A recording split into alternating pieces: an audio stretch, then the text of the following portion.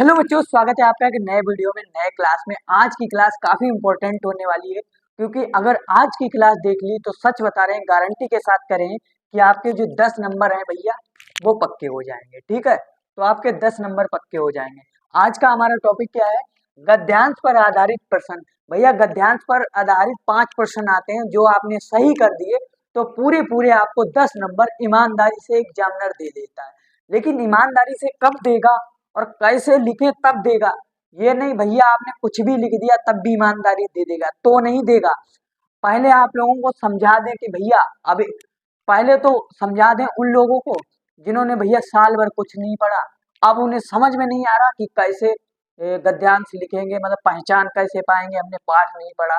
तो पहले भैया उनका थोड़ा सा सोल्यूशन कर देते हैं। फिर भैया राष्ट्र का स्वरूप है, जिन्होंने साल भर पढ़ा उन्हें तो खूब अच्छे कायदे से हर चीज पता होगी, लेकिन उन्हें भी बताएंगे लिखना कैसे है।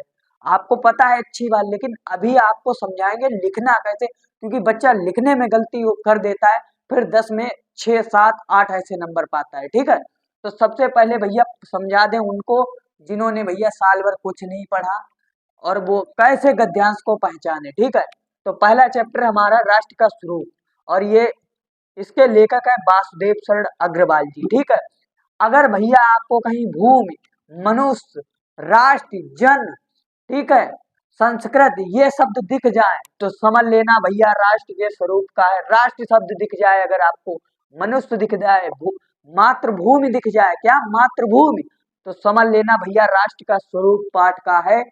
आपको आराम से लिख देना राष्ट्र के स्वरूप का है, और इसके जो लेखक है वो वासुदेव शरण अग्रवाल जी। तो समझ में आ गया होगा। अब में बात करते हैं अशोक के फूल। भैया अशोक के फूल के लेखक हैं हजारी प्रसाद द्विवेदी जी। कौन है भैया? हजारी प्रसाद द्विवेदी जी। ठीक है, तो अगर आपको कहीं अशोक के फूल दिख जाए, यानी कि अशोक के फूल कहीं भी अगर कोई गद्यांश में लिखा दिख जाए, तो समझ लेना ये हजारी प्रसाद द्विवेदी जी के जो निबंध है अशोक के फूल उसी का है। ठीक है, तो भैया अशोक के फूल अगर कहीं दिख जाए शब्द, समझ लेना ये अशोक के फूल का ही है। ठीक, फूल से रिलेटेड अगर कुछ दिख जाए तो समझ लेना यही है। तो भैया समझ गए दो, तो अब आपने पार्ट समझ लिए। अगर इनसे आ गया तो हमें लगता है कि आप कर दोगे। ठीक है, अब तीसरा आपका भैया चैप्टर है भाषा और आधुनिकता। ये है प्रोजी सुंदर रेड्डी जी का। ठीक है, अगर आपको कहीं आधुनिकता वर्ड दिख जाए या आविष्कारक, आविष्कार वर्ड दिख जाए, समझ लेना ये किसका है? भाषा और आधुनिकता का है। ठीक है, थोड़ा लिखने में मिस्टेक कर दी, क्या है? आधुनिकता।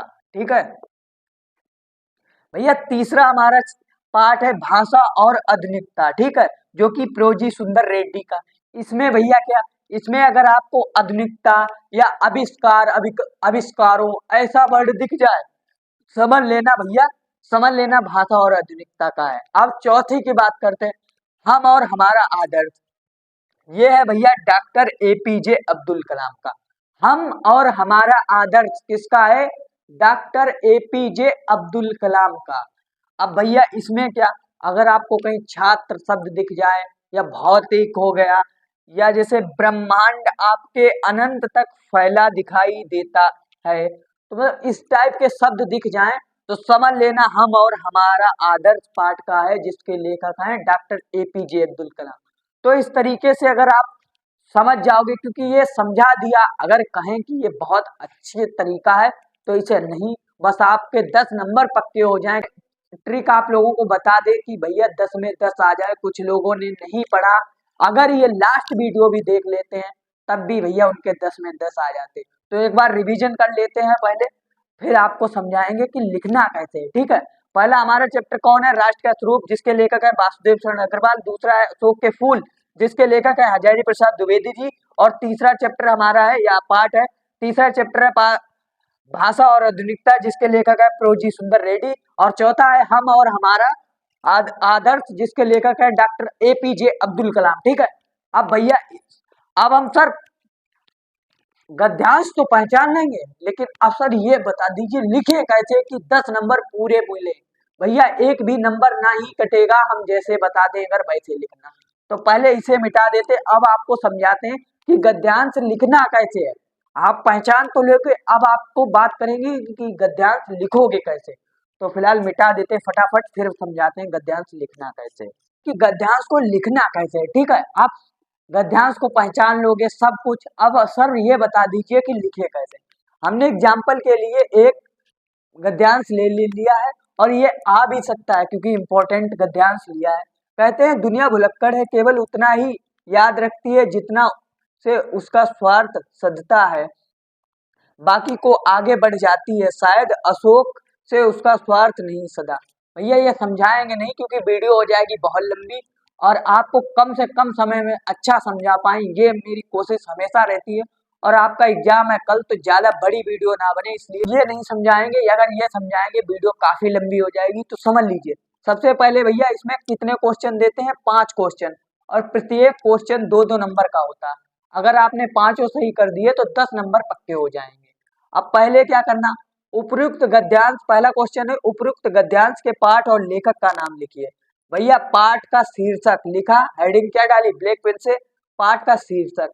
भैया पाठ का जो शीर्षक है वो लिख दिया, बाद में लेखक का नाम। इसके इसके कौन लेखक हैं आप बताओ, कमेंट बॉक्स में बताना। आप कमेंट बॉक्स में बताना ये जो गद्यांश है वो किस पाठ का है, आप लोगों को कमेंट बॉक्स में बताना है। ठीक है, तो इससे प्रैक्टिस भी हो जाएगी आपकी। और इसके जो लेखक है वो भी बताना आपको कमेंट बॉक्स में। ठीक, तो लेखक का नाम इस तरीके से हेडिंग डालने, और जो पाठ का शीर्षक है वो लिख दिया, लेखक का नाम। उसके बाद भैया एक क्वेश्चन आएगा, व्याख्या कीजिए।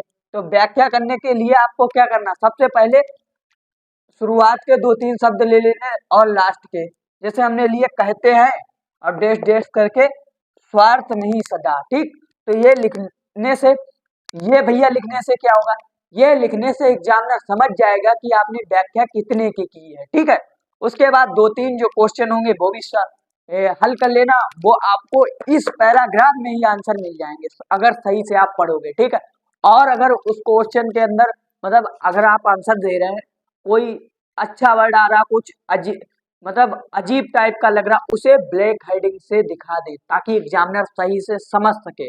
अगर आपने इतना सब कुछ कर दिया तो दावे के साथ कह सकता हूँ कि आपके 10 नंबर कोई नहीं भाई काटेगा, कोई भी नहीं काटेगा, आपको 10 में 10 मिलेंगे। फिलहाल आशा है आप लोगों को सब कुछ समझ में आ गया होगा गद्यांश से रिलेटेड। अब भी कोई दिक्कत है तो कमेंट बॉक्स में बताएं, और इस वीडियो का इतना ही रखते हैं। अभी तक वीडियो को लाइक नहीं किया तो सबसे पहले भाई वीडियो को कर दीजिए लाइक, और चैनल पे नए हो तो चैनल को कर दीजिए सब्सक्राइब। जल्दी मिलते हैं एक नए वीडियो के साथ, तब तक के लिए धन्यवाद।